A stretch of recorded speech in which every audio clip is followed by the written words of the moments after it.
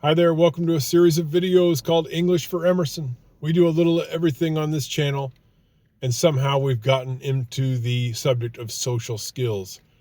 I think it was after my last video I had a subscriber comment that basically, school is an environment where it's basically inferred that kids are going to pick up on some social skills just by all being together in the same building for a long period of time. They all have to deal with each other. They're going to pick up some social skills, and I agree. That is true. However, I have to to offer a rebuttal on some level. If you take a bunch of kids and you put them in a gymnasium that has a couple of baskets up and you throw a basketball in there, it's inferred that they're going to play basketball. And they probably will at some point, but it's going to be a very, very poor quality of basketball. Some kids are probably going to be kicking it.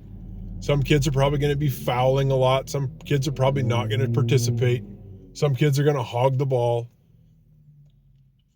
To really teach people how to play basketball takes a coach, and a good one. And it's the same, I believe, with social skills. And in the work that I do on a daily basis, I can tell you that most men, maybe not most, but probably a good half, seem to have very poor social skills. Well, that's what this channel is about, trying to remedy it on some level, because I didn't have something like this to look at when I was younger. It might have not done me any good. It might have. Today's topic is going to be forgiveness, which is kind of a strange idea when you think about teaching social skills. But I think this one might be the most important. Everybody's annoying at best, and maybe really, really hurtful at worst. No matter who people are, if you spend enough time with them, they're going to get on your nerves, because people have ingrained habits and characteristics that after a while, after enough repetition, they begin to annoy and get just irritating. It's just the way it is. And then friction starts to develop, and pretty soon people get hot-tempered or just kind of put out with each other. We all need forgiveness because we're all annoying and we all have weird habits, and we're all in our own way can be difficult to deal with after a while. And I'm not talking in this lesson about going around telling people, "Oh, it's okay. I don't mind. You didn't really mean it. Don't worry about it." That's not what I'm talking about. That's not forgiveness as far as in terms of this lesson. This lesson's an inside job about letting things go and being able to move on. It's not about telling people that you don't mind. And it's even okay, it's totally fine to not talk to somebody again and block them from your phone or whatever, and not have any more to do with them. And you can still forgive them. And what am I talking about? I'm talking about the inner process of allowing things to be what they are, without holding on to a bunch of bitterness and resentment and antagonism, all of which I have internally more than I would like. And I've tried to deal with it over the last year or so. I think as we get older, this becomes more important. So for my younger viewers, if any of you are out there, this may not seem real relevant right now.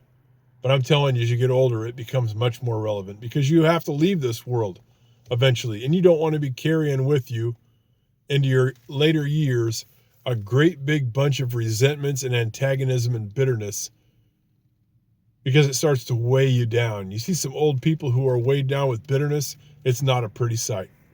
So how do we go about it?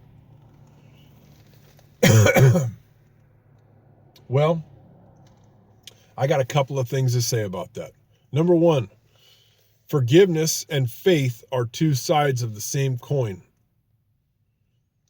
I think one of the things we're all lacking, we all have some of it, some more than others, but I think all of us struggle with faith. And I'm not talking about like faith necessarily in a higher power, a specific higher power, or faith in a religion. I'm just talking about faith in everything, in life itself.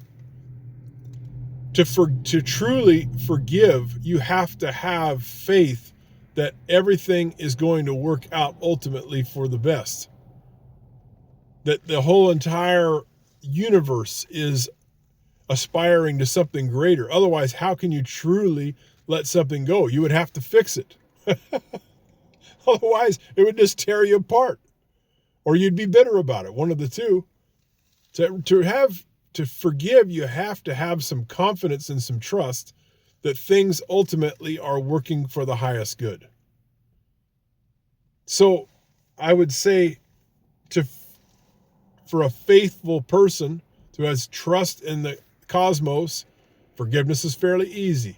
For someone without any trust in life itself, I would say that true forgiveness is pretty tough. I think praying to have some faith in just the universe and life itself and other people, in ourselves, in God, is part of forgiveness. Maybe a big part.